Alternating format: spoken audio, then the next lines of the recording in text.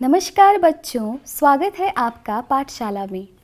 आज हम पढ़ेंगे हिंदी क्लास 10th की बुक क्षितिज भाग 2। इसमें हम पहले काव्यखंड को पढ़ेंगे, जिसमें पद, दोहे, छंद, सवैये, कवित्व जैसी चीज़ें हैं। सूरदास वात्सल्य और श्रृंगार के श्रेष्ठ कवि माने जाते हैं। उनकी 3 किताबें हैं, जैसे सूरसागर, साहित्य लहरी और सूरसारावली, जिसमें सबसे ज़्यादा पसंद किए जाने वाली किताब है सूरसागर। और जो आज हम पढ़ने वाले हैं सूरदास के पद, वो सूरसागर से ही लिया गया है, जिसमें सूरदास के 4 पद आज हम लोग पढ़ेंगे। ये पद सूरसागर के भ्रमर गीत से लिया गया है।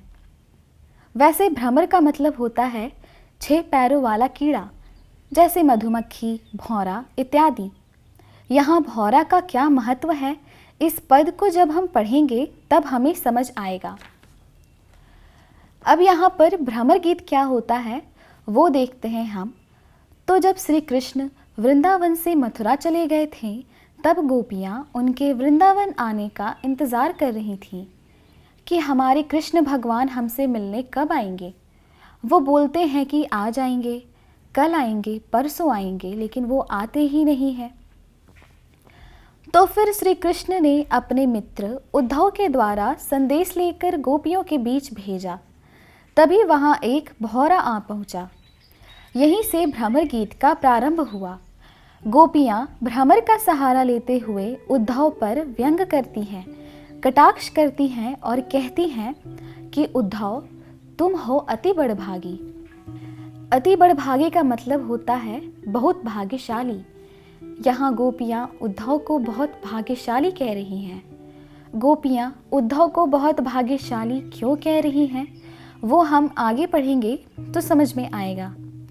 अपरस रहत स्नेह तगातै, नाहिन मन अनुरागी। इस लाइन का मतलब है कि गोपियाँ उद्धव पर कटाक्ष कर रही थीं कि श्री कृष्ण के साथ रहकर भी तुम्हारा मन उनके प्रेम से वंचित रहा। श्री कृष्ण के प्रेम का एक धागा भी तुम्हें नहीं छू पाया। तो इसलिए गोपियाँ उद्धव को भाग्यशाली बता रही हैं। पुरैनी पात रहत जल भीतर, तारस देह न दागी। पुरैनी पात कमल के पत्ते को कहते हैं। इस लाइन का अर्थ है कि गोपियों के अनुसार उद्धव उस कमल के पत्ते के समान है, जो हमेशा जल में रहकर भी उसमें नहीं डूबता और ना ही उसके दाग धब्बों को खुद पर आने देता है। जैसे आप सभी ने देखा होगा, कमल का जो पत्ता होता है वह हमेशा पानी के अंदर मौजूद होता है, सिर्फ कमल पानी के बाहर होता है। पत्ता जो होता है वह हमेशा पानी में डूबा रहता है लंबे समय तक, लेकिन फिर भी उस पर पानी की एक भी बूंद नहीं आती। तो गोपियाँ उद्धव को कह रही हैं कि तुम श्री कृष्ण के साथ रहते हो, फिर भी तुम्हें श्री कृष्ण का प्रेम छू भी नहीं पाया है। इस तरह गोपियाँ कटाक्ष कर रही हैं उद्धव पर।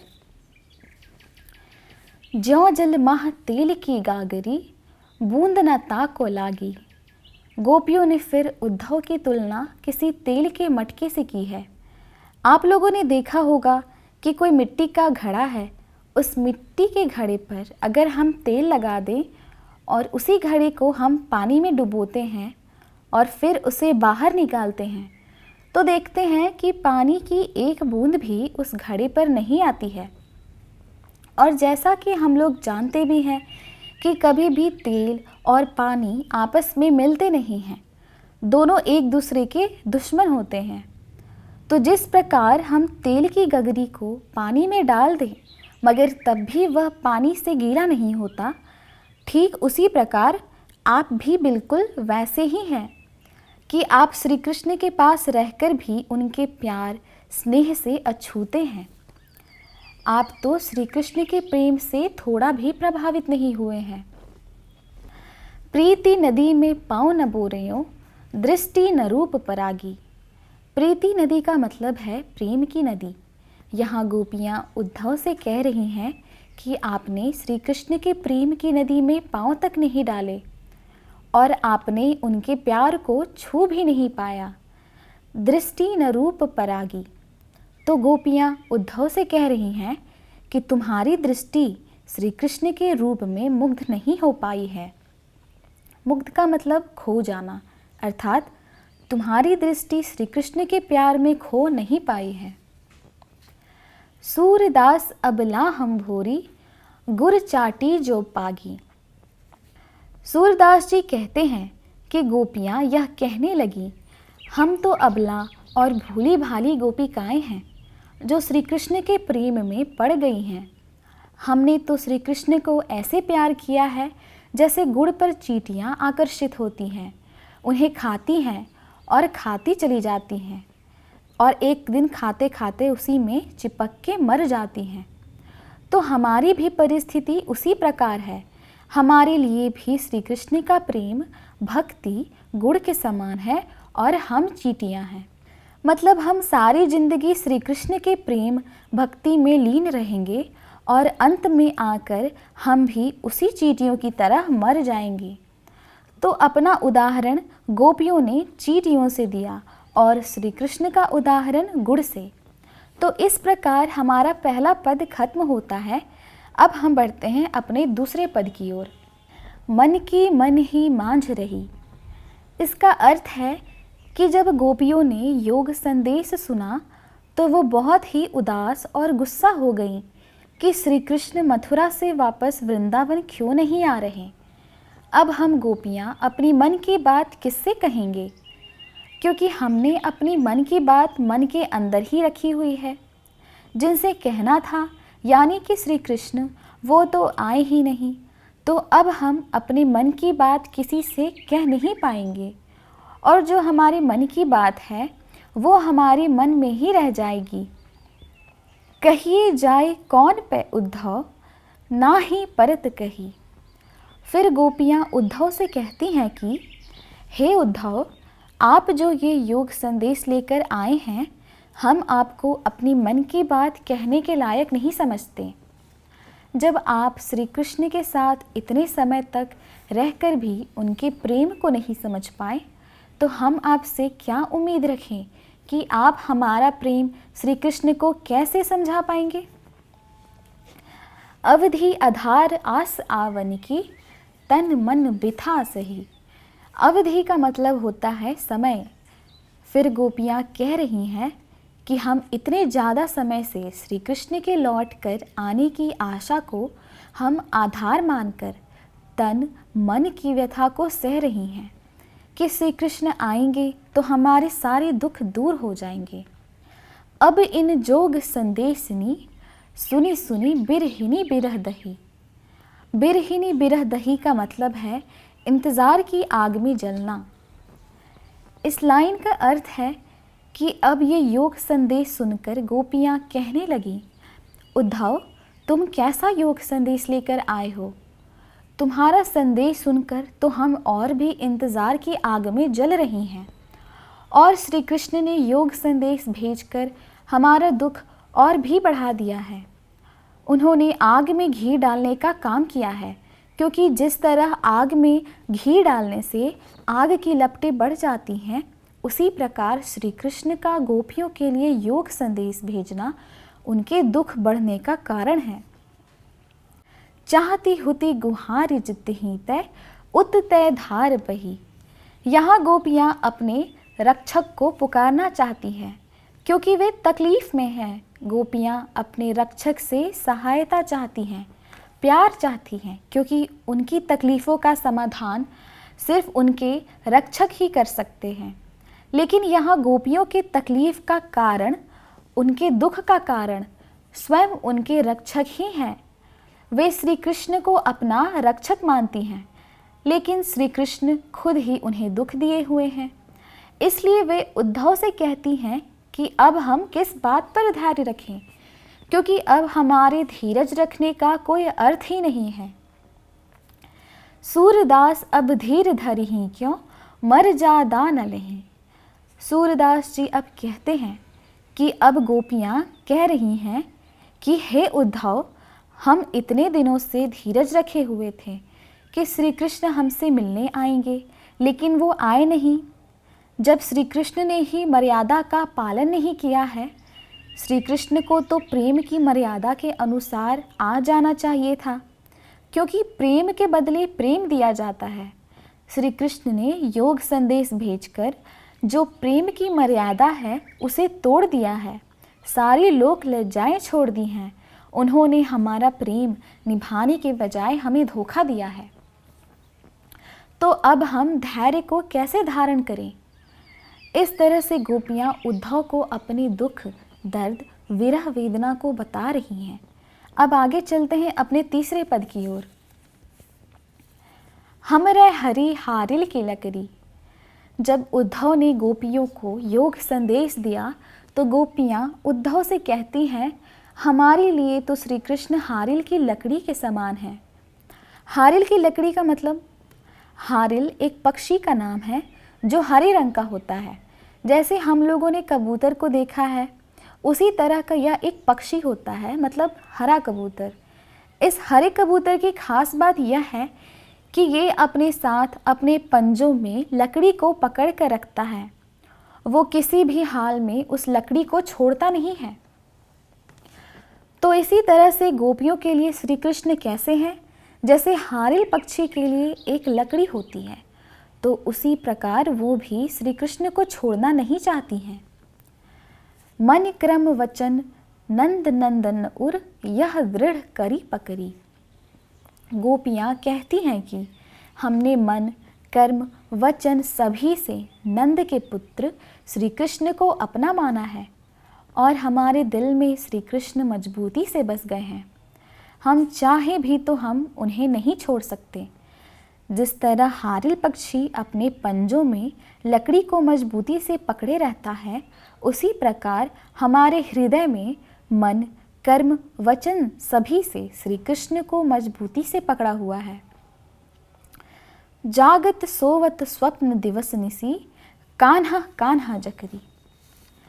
इसका अर्थ है कि गोपियाँ उद्धव से कह रही हैं कि हम तो जागते हुए, सोते हुए, रात दिन सपनों में भी कान्हा कान्हा की ही रट लगाए रहते हैं। सुनत जोग लागत है ऐसो ज्यों करुई ककरी। करुई का मतलब है कड़वा। इस लाइन का अर्थ है कि गोपियाँ उद्धव से कहती हैं कि आप जो ये योग संदेश लेकर आए हैं, ये हमारे लिए किसी कड़वी ककड़ी के समान है।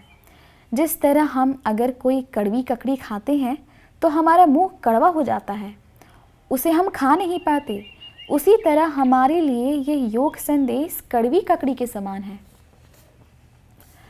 सू तो व्याधि हमको ले आए, देख ही सुनी न करी। व्याधि का मतलब होता है रोग, बीमारी। इस लाइन का अर्थ है कि गोपियाँ योग संदेश सुनकर उद्धव से कह रही हैं कि आप तो हमारे लिए ऐसी बीमारी ले आए हैं जिसे हम लोगों ने ना कभी देखा था, ना कभी सुना था और ना ही कभी भोगा है। यह तैसूर तिन्ही ले सौंपो जिनके मन चक्री। तिन्ही का मतलब है उनको।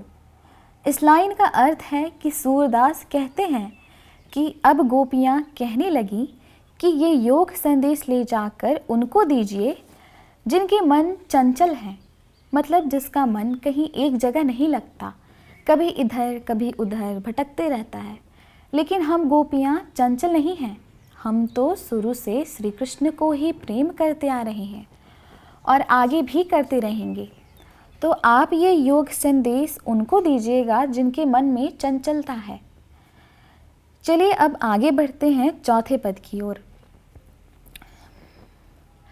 यहाँ गोपियाँ श्री कृष्ण के बारे में बोलती हैं कि हरि है राजनीति पढ़ी आए। गोपियाँ कहती हैं कि जब तक श्री कृष्ण वृंदावन में रहते थे वो हम लोगों से बहुत प्यार करते थे, लेकिन जब से वो मथुरा चले गए हैं वहाँ पर उन्होंने राजनीति पढ़ ली है। अब वे अच्छा बुरा सोच समझ के काम करते हैं कि किसमें फ़ायदा और नुकसान है। समझी बात कहत मधुकर के समाचार सब पाए। यहाँ मधुकर का मतलब है भौरा। यहाँ गोपियाँ भौरे को सब कुछ कह रही हैं, लेकिन वहाँ जितने भी लोग हैं सबको ये बात सुना रही हैं। गोपियाँ भौरे से कह रही हैं कि हम तो ये बात सुनते ही समझ गई थीं और अब हम लोगों को सारा समाचार भी मिल गया कि सचमुच में श्री कृष्ण मथुरा जाकर बदल गए हैं। एक अति चतुर होते पहले ही अब गुरु ग्रंथ पढ़ाए। गोपियाँ भौरे से कह रही हैं उद्धव के लिए, अरे भौरे, श्री कृष्ण तो पहले से ही बहुत ही चतुर, बहुत ही चालाक थे। अब ऊपर से उन्होंने मथुरा जाकर बहुत सारे गुरु ग्रंथ पढ़ लिए हैं। बड़ी बुद्धि जानी जो उनकी, जोग संदेश पठाए।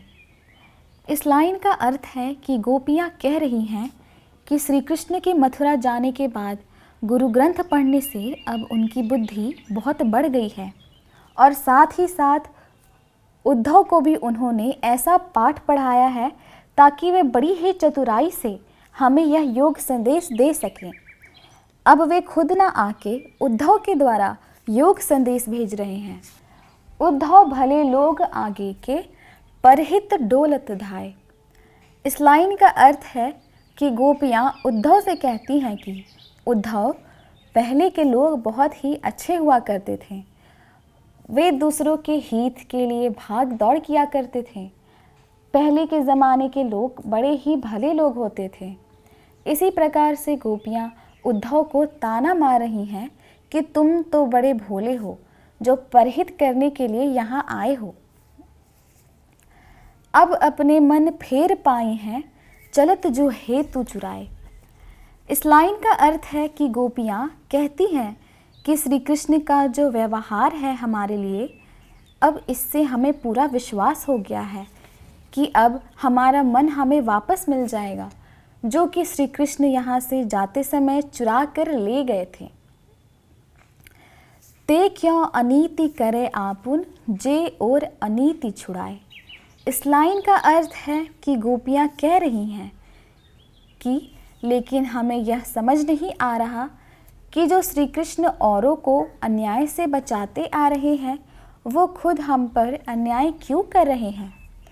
वह हमें अपना प्रेम न देकर योग संदेश क्यों भेज रहे हैं। राज धर्म तो यह सुर, जो प्रजा ना जाहि सताए। फिर सूरदास जी कहते हैं कि गोपियाँ उद्धव से कहने लगी कि उद्धव, राजधर्म तो यही कहता है कि प्रजा को सताया ना जाए। जो अच्छा राजा होता है वह प्रजा के दुख को दूर करता है, न कि उसे सताता है। उसी प्रकार उन्होंने योग संदेश भेजकर अपनी प्रजा को सताया है। अगर वो हमें अपनी सखी नहीं मानते, प्रजा मानते हैं, तो भी प्रजा के लिए भी उनका फर्ज बनता है कि वो उन्हें ना सताएं, क्योंकि वो अब एक राजा हैं। प्रजा को सताना उनका राजधर्म नहीं है। इस प्रकार से गोपियाँ उद्धव को खरी खोटी सुनाती हैं कि श्री कृष्ण ने योग संदेश भेजकर अच्छा नहीं किया है। अतः श्री कृष्ण को चाहिए कि वे अपना योग संदेश वापस लें और वृंदावन लौटकर हम लोगों को अपना दर्शन दें। ठीक है बच्चों, धन्यवाद। अब हम लोग आगे इस चैप्टर का प्रश्न अभ्यास करेंगे। मिलते हैं नेक्स्ट वीडियो में। वीडियो पसंद आए तो लाइक ज़रूर कीजिएगा।